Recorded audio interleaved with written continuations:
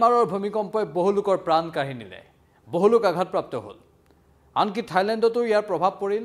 লগতে ভাৰততো সেই কম্পন অনুভৱ কৰিব পৰা গ'ল আৰু এতিয়া ভাৰতবৰ্ষৰ এটা প্ৰান্ত লেহ লাডাখত ভূমিকম্প আহিছে নমস্কাৰ স্বাগতম নিউজ 18 অসম নৰ্থ ইষ্টৰ এই পোনপটীয়া সম্প্ৰচাৰৰ মাজলৈ ষ্টুডিঅ'ত মই প্ৰাঞ্চল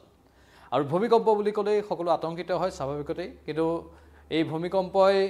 বিভিন্ন সময়ত ভয়ংকৰ ৰূপ ধাৰণ কৰে আমি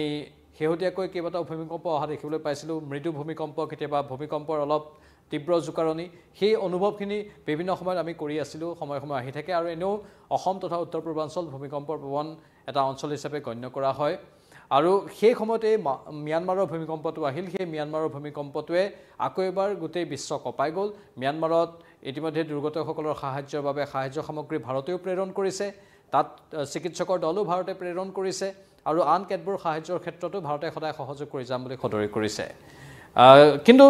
লেহ লাডাখত আজি সন্ধিয়াৰ ভাগত এটা ভূমিকম্প আহিল তাৰ পাছত তেওঁলোকৰ স্থানীয় একাংশ লোক আতংকিত হৈ পৰিছে কিন্তু আমি কওঁ যে আতংকিত হ'ব নালাগে কাৰণ এই ভূমিকম্পটোৰ প্ৰাবল্য কম আছিল 4.2 ৰিক্টাৰ স্কেলত ইয়াৰ প্ৰাবল্য ধৰা পৰিছে সন্ধিয়া 5:38 এই ভূমিকম্পটো আহিছিল এনে ধৰণৰ ভূমিকম্প সৰুবৰ আহিয়ে থাকে আৰু 4.2 প্ৰাবল্যৰ ভূমিকম্পত সাধাৰণতে কোনো ধৰণৰ আশংকা নাথাকে বুলি কোৱা হয়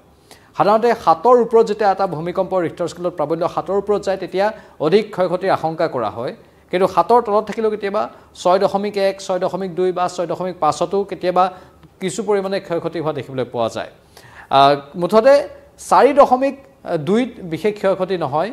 4ৰ পৰা 5ৰ ভিতৰত হ'লে বৰ এটা ক্ষয়ক্ষতি হোৱাৰ আশংকা নাথাকে কিন্তু ডেপথটো তাত চাব লগা হয় মানে ভূপৃষ্ঠৰ পৰা কিমান তলত সেই ভূমিকম্পৰ উৎপত্তি হৈছে লেহ লাডাখ পৰ্যটকৰ অন্যতম আকৰ্ষণৰ কেন্দ্ৰবিন্দু বিশেষকৈ বাইকাৰ্ছসকলৰ বাবে বা বিভিন্ন যুৱক যুৱতীৰ অন্যতম আকৰ্ষণৰ কেন্দ্ৰবিন্দু বহু কণ্টেণ্ট ক্ৰিয়েটৰৰ আকৰ্ষণৰ কেন্দ্ৰবিন্দু লেহ লাডাখ বিভিন্ন সময়ত কণ্টেণ্ট ক্ৰিয়েশ্যনৰ বাবেও লেহ লাডাখলৈ বহু লোক যায় চিনেমাৰ শ্বুটিঙৰ বাবেও লেহ লাডাখত বহু চলচ্চিত্ৰৰ প্ৰযোজক চলচ্চিত্ৰৰ অভিনেতা অভিনেত্ৰী অথবা কোৰিঅ'গ্ৰাফাৰ বা তেনেধৰণৰ চলচ্চিত্ৰ নিৰ্মাতাসকলে ভিৰ কৰা দেখিবলৈ পোৱা যায় চলচ্চিত্ৰ নিৰ্মাতা কণ্টেণ্ট ক্ৰিয়েটৰ অথবা ফুৰিবলৈ যোৱা লোক বাইকাৰ্ছ তেওঁলোকৰ লেহ লাডাখত সাধাৰণতে ভিৰ আমি দেখিবলৈ পাই থাকোঁ আৰু সেই লেহ লাডাখতেই এই ভূমিকম্পটো আহিছে কিন্তু ভাল খবৰটো এইটোৱেই যে ৰিক্টাৰ স্কেলত প্ৰাবল্য ইয়াৰ কম আছিল 4.2 প্ৰাবল্যৰ এটা ভূমিকম্প সেয়েহে কোনো ক্ষয়ক্ষতি হোৱা নাই আৰু লেহ লাডাখতো জনবসতি হিচাপত যদি আমি চাবলৈ যাওঁ খেৰেঙা জনবসতি বৰ এটা ঘন জনবসতি তাত নাই নিৰ্দিষ্ট দূৰে দূৰেহে তাত ঘৰবোৰ আছে আৰু যিবোৰ ঘৰ নিৰ্মাণ কৰা হয় তাত অট্টালিকা বুলিবলৈ বৰ সুউচ্চ অট্টালিকাও নাথাকে তাত নিৰ্দিষ্ট এটা জোখতহে ঘৰবোৰ নিৰ্মাণ কৰা হয় কংক্ৰিটৰ ঘৰ থাকে সেই কংক্ৰিটৰ ঘৰবোৰ মানুহে সাধাৰণভাৱে নিৰ্মাণ কৰে বৰ বেছি তাত কোনো ধৰণৰ বিশেষকৈ তাত তেনেকুৱা ধৰণৰ হয়তো যেনেধৰণে ঘৰবোৰ নিৰ্মাণ কৰিব লাগে সেই পাহাৰীয়া অঞ্চলবোৰত ঠিক তেনেধৰণে হয়তো নিৰ্মাণ কৰা হয় কাৰণ পাহাৰীয়া অঞ্চলত ঘৰ নিৰ্মাণ কৰোঁতে এটা দিশ ভালদৰে মন কৰিব লাগে যে তাত যদি শিল থাকিলে সাধাৰণতে শিলৰ ওপৰত পোনপটীয়াকৈ এটা ঘৰ নিৰ্মাণ কৰি দিব নালাগে কাৰণ শিলৰ ওপৰত পোনপটীয়াকৈ এটা ঘৰ নিৰ্মাণ কৰিলে তাৰ যিটো বেছ থাকে অৰ্থাৎ গাঁথনি থাকে তলৰটো যিহেতু এটা গাঁথনি খান্দি পেলাই সেই গাঁথনি তলৰ পৰা যিহেতু পকা কৰি ওপৰলৈ অনা হয় তেতিয়া সেই গাঁথনিটোৱে ভূমিকম্প আহিলে সহায় কৰে কিন্তু সাধাৰণতে এটা শিলৰ ওপৰত যদি ঘৰ এটা পোনপটীয়াকৈ বনাই দিয়া হয় তেনেহ'লে ভূমিকম্প আহিলে সেই ঘৰটোৰ কোনো তলত গাঁথনি নাথাকে মানে মাটিৰ তলত গাঁথনি নথকাৰ ফলত সেই ঘৰটো খহি পৰাৰ আশংকা থাকে কিন্তু লাডাখত যিবোৰ ঘৰ নিৰ্মাণ কৰা হয় সেই ঘৰবোৰ সম্পূৰ্ণৰূপে একেবাৰে শিলত বনাই নিদিয়ে তেওঁলোকে তলৰ এটা গাঁথনি প্ৰস্তুত কৰি সেই বেছটো নিৰ্মাণ কৰিহে ঘৰটো সাজু কৰে যাৰ বাবেই হয়তো তাত বৰ বিশেষ আশংকাৰ কাৰণ নাই বুলি আমি ক'ব পাৰোঁ কিন্তু ইয়াৰ পৰা আমি শিকিবলগীয়া এটা কথা আছে নেপালত যে এটা ভূমিকম্প আহিছিল 2014 চনত হয়তো 2013-14 চনত যিটো বৰ ভূমিকম্প আহিছিল নেপালত আপোনালোকৰ হয়তো সকলোৰে মনত আছে সেই ভূমিকম্পটোত বেছৰ ক্ষয়ক্ষতি হৈছিল এটা কাৰণতেই কাৰণ নেপালৰ যিবোৰ ঘৰ সেই ঘৰবোৰে সেই বেছটো নিৰ্মাণ নকৰে নেপালৰ বহু হোটেল বহু মানুহৰ ঘৰৰ ক্ষয়ক্ষতি হৈছিল তাত সাধাৰণতে সেই বেছটো ভালদৰে নিৰ্মাণ কৰা নহয় যিটো বেছ আচলতে ভালদৰে নিৰ্মাণ কৰাটো বৰ দৰকাৰ আৰু ভূমিকম্প প্ৰবণ অঞ্চলত যদি ঘৰ থাকে তেনেহ'লে তাক আৰ্থকুৱেক ৰেজিষ্টেন্স কোৱালিটি কিমান আছে সেইটো ভালদৰে চাব লাগে এতিয়া অসমৰ ক্ষেত্ৰতে আমি ক'বলৈ যাওঁ যদি অসমত বিশেষকৈ ঘৰ নিৰ্মাণৰ ক্ষেত্ৰত প্ৰতিটো ঘৰ অট্টালিকাৰ ক্ষেত্ৰত বিশেষকৈ কোৱা হয় যে কিমান ভূমিকম্প প্ৰতিৰোধী ক্ষমতা সেই অট্টালিকাটোৰ আছে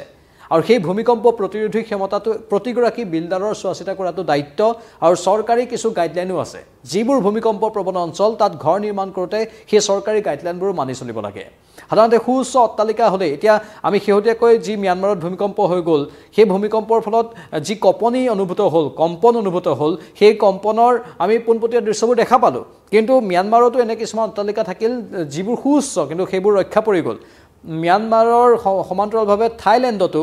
বা বেংককতো এনেকুৱা কিছুমান অট্টালিকা থাকিল আমি স্থিৰ হৈ থকা দেখিবলৈ পালোঁ খুব বেছি অলপ ইফাল সিফাল হৈছিল লৰচৰ হৈছিল কিন্তু সেই অট্টালিকাবোৰ খহি নপৰিল কাৰণ সেই অট্টালিকাবোৰ ভূমিকম্প প্ৰতিৰোধী ব্যৱস্থাৰে নিৰ্মাণ কৰা হৈছিল সেই ভূমিকম্প প্ৰতিৰোধী ব্যৱস্থাটো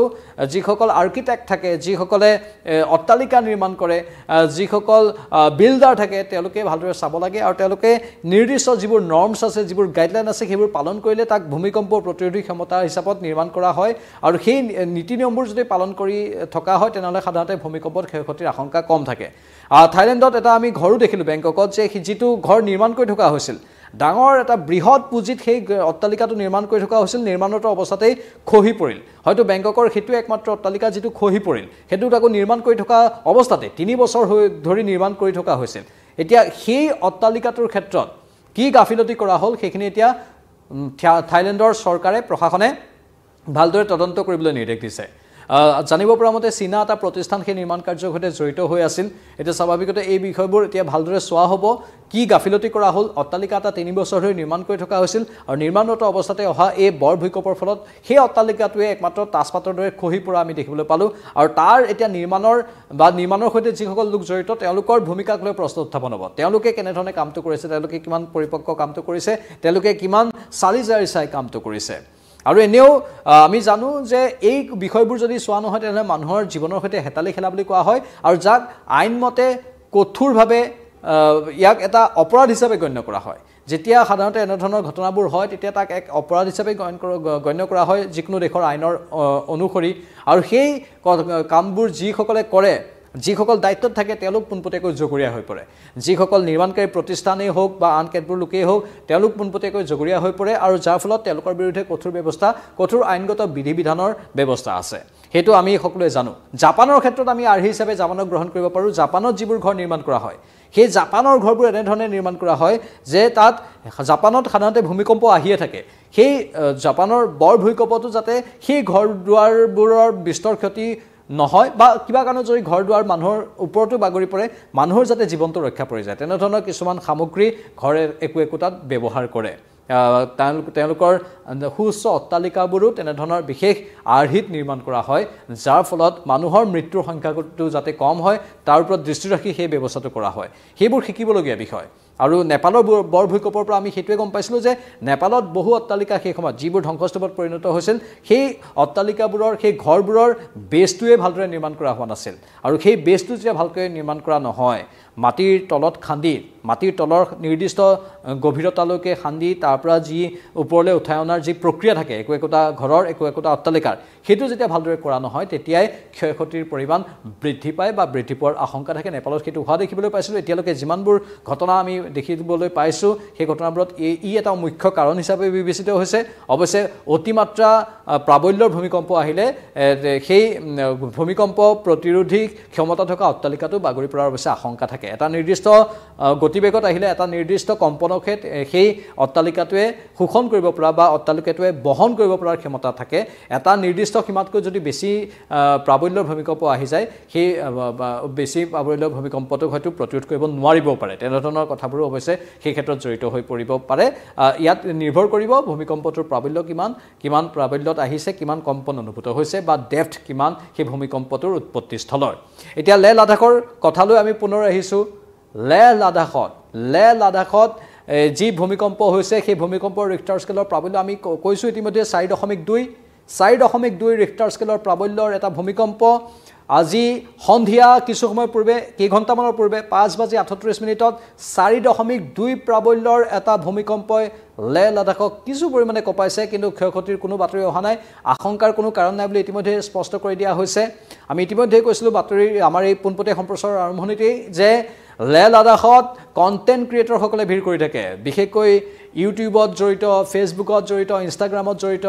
অথবা চলচ্চিত্ৰ নিৰ্মাতাসকলেও তাত ভিৰ কৰি থাকে চলচ্চিত্ৰৰ শ্বুটিং চলি থাকে তাত গানৰ শ্বুটিং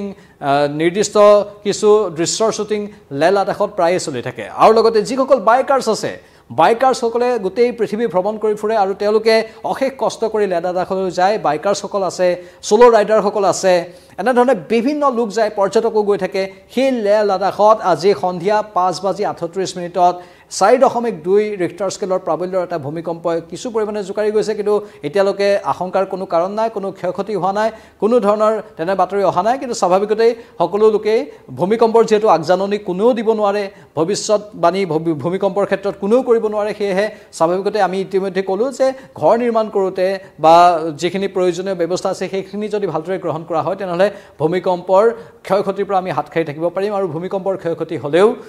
সেই ক্ষয়ক্ষতিত মানুহৰ নিধন নোহোৱাৰ ঘটনা বা মানুহৰ মৃত্যু নোহোৱা এক অৱস্থাৰ সৃষ্টি হ'ব পাৰে বুলি আমি আশা কৰিব পাৰোঁ যদি নীতি নিয়মবোৰ আমি সঠিকমতে মানি চলো এতিয়া গুৱাহাটীৰ ক্ষেত্ৰতে কক বা আন স্থানৰ ক্ষেত্ৰতে কক যেহেতু ঘৰবোৰৰ মানুহে খালি জায়গা আজিকালি পাবলৈ নোহোৱা হৈছে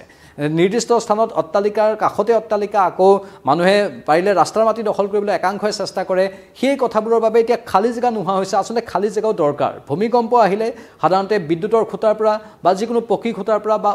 উচ্চ অট্টালিকাৰ পৰা বাচিবলৈ এটা খালি মুকলি জায়গাৰ প্ৰয়োজন সেয়েহে মানুহে অলপ স্পেচ এৰিব লাগে যাতে অলপ মানুহৰ খুজ কঢ়াৰ বাবেও মানুহে মুকলি ঠাইত আশ্ৰয় লবৰ বাবেও যাতে এখন হলো পথাৰ থাকে এখন হলো জায়গা থাকে অলপ হলো জায়গা থাকে এতিয়া মাটিৰ যিহে দাম হৈছে বৰ্তমান সময়ত মাটিৰ যি